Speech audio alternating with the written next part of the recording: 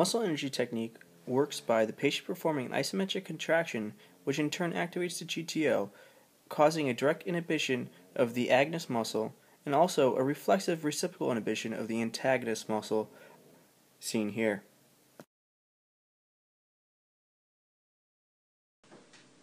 In this video, we are going to discuss muscle energy techniques, in specific, muscle energy technique to treat SI joint dysfunction.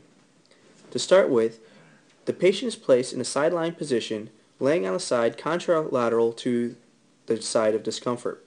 The clinician then stands in front of the patient to be able to better grasp and support the patient during the procedure.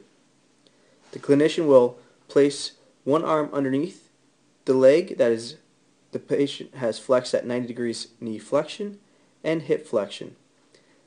The clinician's other arm will then grasp the patient's shoulder to firmly support the patient and also to provide some rotation during the motion. Then, to perform the muscle energy technique, the patient will press down on the clinician with that left leg here, and the clinician will provide enough support to provide equal force back and elicit an isometric contraction. If the patient has provided too much force and pushes the clinician away, the muscle energy technique has become ineffective. There has to be an isometric contraction, and this contraction is held for 3 to 5 seconds, and then the patient will relax. Once the 3-5 seconds has completed, the clinician will reposition the patient into further hip flexion as seen here, and repeat the process. Now, as further hip flexion is achieved, ideally the patient would want to be placed into rotation to engage as many planes as possible during the motion. This will make the muscle energy technique further effective to treat the SI joint dysfunction.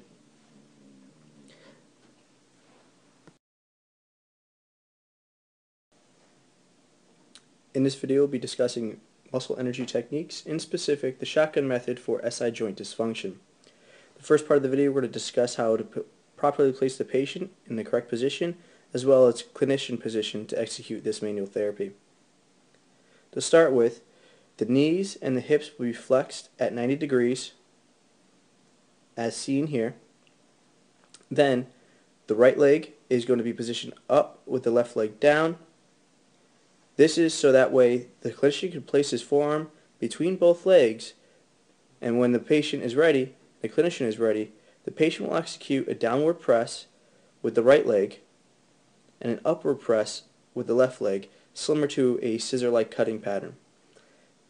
The forearm of the clinician provides a force that is going to elicit an isometric contraction where equal forces are applied through the clinician and the patient, so no movement is seen.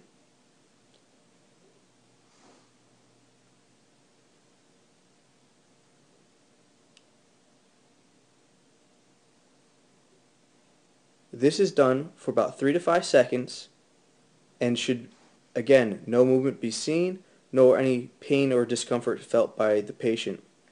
Once that is done, the patient will relax. The clinician will further place the right hip into flexion, and again, 3 to 5 seconds isometric contraction is done.